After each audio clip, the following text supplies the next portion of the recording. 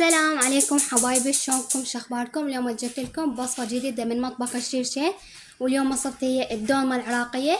بس قبل ما أبلش لا تنسونا من اللايك والشير والسبسكرايب. هسه خلونا نبلش بالمقادير. أول شي أنا عندي هنا لحم شرح عندي إياه بهذا الشكل، راح أخذ من عنده للقاع مال الجدر، والباقي راح أفرمه لحم مفروم، وشوفكم شلون راح أسويهن. هسه انا راح ابلش فرم بهاي الماكينة اللي اشتريتها من الشي ان. اول شي حلبس الجفوف النوبة، اخذ قسم وافرمه لحم مفروم، والباقي اشوفكم شلون اسويه بالجدر، احطه صفه.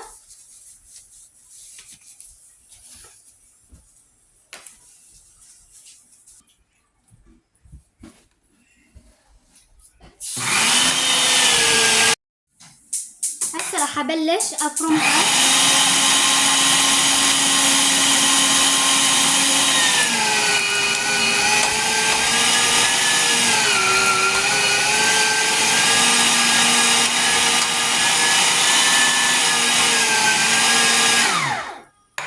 راح اكمل فرم النوبة، ارجع لكم عود الصوت ما يزعجكم.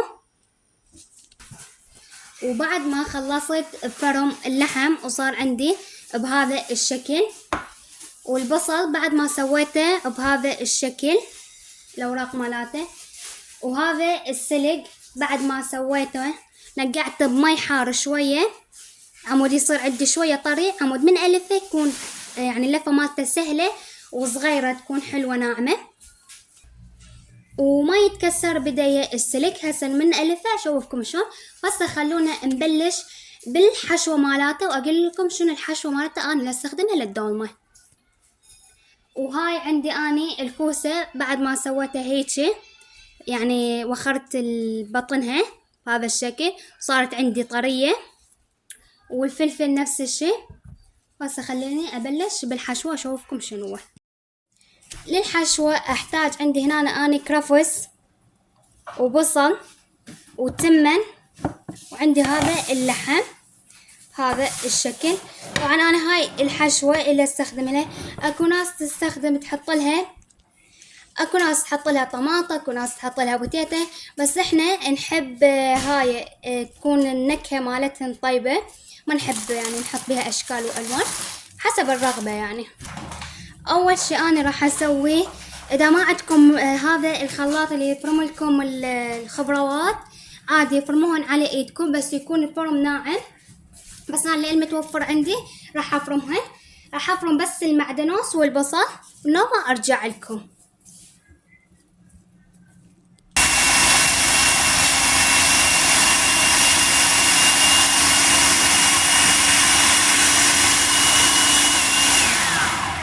وبعد ما انفرمت عندي وصارت عندي بهذا الشكل،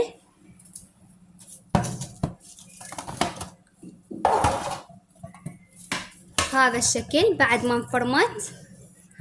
هسه راح اجيب طاسة واخلي اللحم والتمن والبهارات، واشوفكم شنو مقادير البهارات اللي استخدمهن. هنا أنا عندي التمن واللحم المفروم اللي فرمناه، وهذا البصل والكرفس بعد ما صار عندي بهذا الشكل. هسه أول شي أنا راح أجيب البصل والكرفس بهذا الشكل.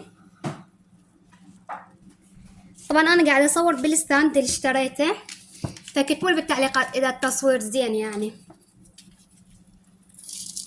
هذا التمن بعد ما خليته، طبعا تمن مصري حبيته قصيرة.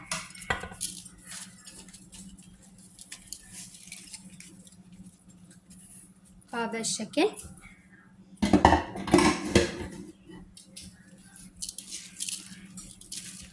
راح اخلطهن. نابا اضيف اللحم. اذا وصلتوا بهذا المقطع لا تنسونا من اللايك والشير والسبسكرايب.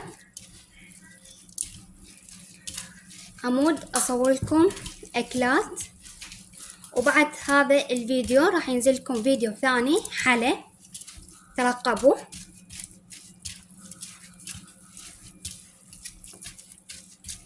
وبهذا الشكل بعد ما خلطته. هسه راح اضيف اللحم.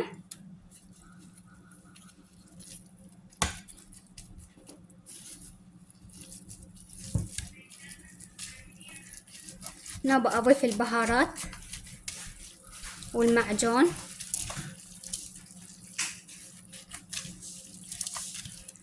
راح اخلطن النوبة ارجع لكم.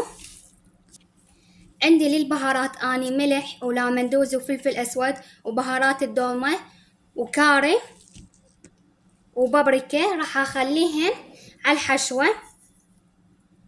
راح اخلي عندي هاي اني علبة المعجون هاي الشكل. راح اخليها كلها.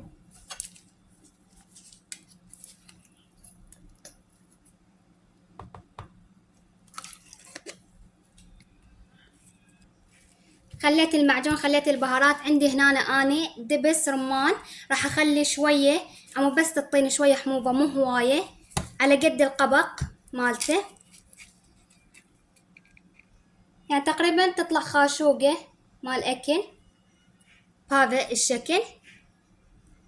انا اريد بس شوية حموضة تعطيني. راح اخلي دهن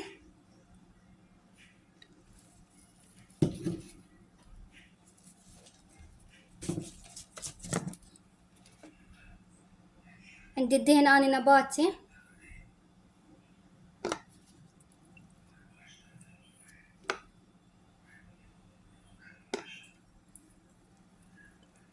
تقريبا خليت ربع كوب بهذا الشكل. راح اخلطهن كلهن ونبلش الحشي.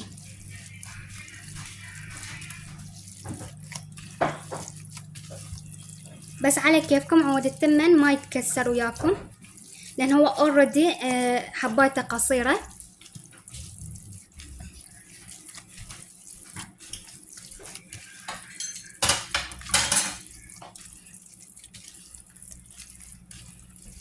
اكمل الخلط وارجع لكم. وهنا عندي هذا الجدر راح اصفط بيه الدومة، وهنا خليت اللحم بهذا الشكل. وهسه راح ابلش احشي. اول شي راح ابلش اني بالبصل. راح اخلي البصل والفه بهذا الشكل واصفطه بالجدر. راح اجيب بعد وحدة واخلص البصل كله، النوبة الكوسة والفلفل. واذا عندكم باذنجان حشوها انتو بعد تستخدمون بالحشو مالتها وحسب الرغبة شو تحبون تضيفوا لها. اكو ناس بس تضيف بس سلق وبصل، فبعد براحتكم. راح اكمل البصل وارجع لكم. عمود الفيديو ما يصير عليكم طويل. هسه بعد ما خلصت البصل راح الف الفلفل هذا الشكل واسدها واخليها. هاي هم عندي فلفل هنا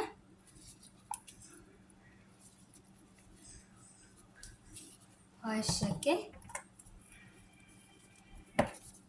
هاي اخر فلفلة راح اكملها. نوبة احشي الكوسة والسلق بالاخير اضيفه.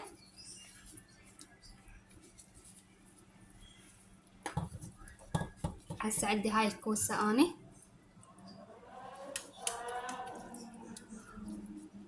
طبعا لا تضغطون عليها هواية عمود ما تتكسر. هاي الشكل.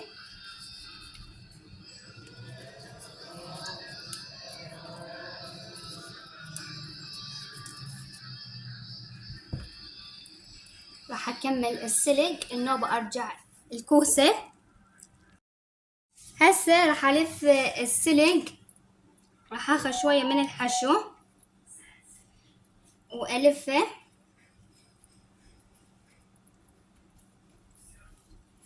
هذا الشكل. شوفوا شلون اللف وياي.